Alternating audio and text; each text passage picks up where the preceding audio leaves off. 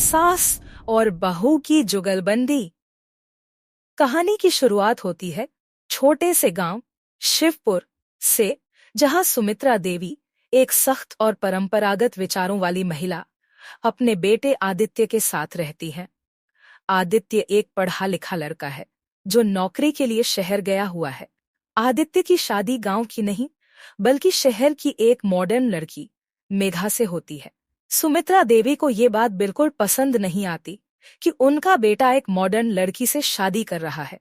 उनके दिमाग में पहले से ही बहुओं को लेकर कई धारणा बनी हुई है।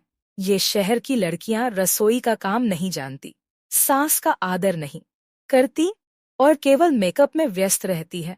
शादी के बाद जब मेघा पहली बार गांव आई तो सुमित्रा देवी ने उसे सिर से पैर तक घूरा। मेघा ने जीन्स और टी शर्ट पहन रखी थी, जो सुमित्रा देवी के लिए किसी सदमे से कम नहीं था। सुमित्रा गुस्से में, ये क्या पहन रखा है? हमारी बहू तो साड़ी में ही अच्छी लगती है। मेघा मुस्कुराते हुए, मां जी, आजकल यही फैशन है, लेकिन आप चाहे तो मैं साड़ी पहन सकती हूँ। अगले दिन सुबह सुमित्रा देवी ने सोचा कि बहू को सबक सिखाना चाहिए। उन्होंने मेघा से कहा, आज पूरे परिवार के लिए नाश्ता तुम बनाओगी। मेघा को खाना बनाना नहीं आता था, लेकिन उसने हिम्मत नहीं हारी।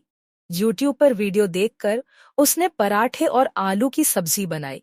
खाना थोड़ा अजीब था, लेकिन सुमित्रा देवी को देखकर हैरानी हुई कि मेघा ने मेहनत की थी। एक दिन सुमित्रा देवी और मेघा के बीच झगड़ा हो गया। तुम्हारे जैसे लोग केवल दिखावे में रहते हैं। हमारे जमाने में बहुएं सुबह 4 बजे उठकर काम करती थी। मेघा ने मजाकिया अंदाज में जवाब दिया, मां जी, हमारे जमाने में बहुएं भी पति के साथ कंधे से कंधा मिलाकर काम करती हैं। अगर आप चाहे तो मैं आदित्य को भी सुबह 4 बजे उठाकर झाड़ू लगवाने को कह सकती हूँ। एक दिन सुमित्रा देवी की तबीयत अचानक खराब हो गई। मेघा ने सुमित्रा देवी का खूब ख्याल रखा। डॉक्टर के पास ले जाना, दवाइयां देना और हर पल उनके पास रहना। मेघा ने हर जिम्मेदारी निभाई। सुमित्रा देवी ने पहली बार महसूस किया कि उनकी बहू दिल से कितनी अच्छी है। अब कहानी में एक दिलचस्प मोड़ आता है। गांव में हर साल एक बड़ा किचन कंपटीशन होता है, जिसमें पूरे गांव की महिलाएं हिस्सा लेती हैं। सुमित्रा देवी हर साल इसमें हिस्सा लेती थीं और जीतती भी थीं। इस बार उन्होंने सोचा कि मेघा को भी इसमें शामिल करना चाहिए। सुमित्रा देवी ने मेघा को गांव के पारंपरिक व्यंजन बनाना सिखाया।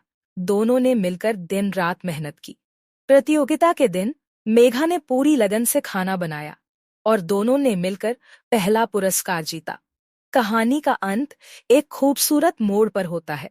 सुमित्रा देवी को समझ में आ जाता है कि बहू को बदलने की बजाय उसे समझने की कोशिश करनी चाहिए। वहीं मेघा भी अपनी सास के रीति रिवाजों का सम्मान करना सीखती है। दोनों एक दूसरे के बिना अधूरी महसूस करने लगती है। कहानी एक खूबसूरत संदेश के साथ समाप्त होती है।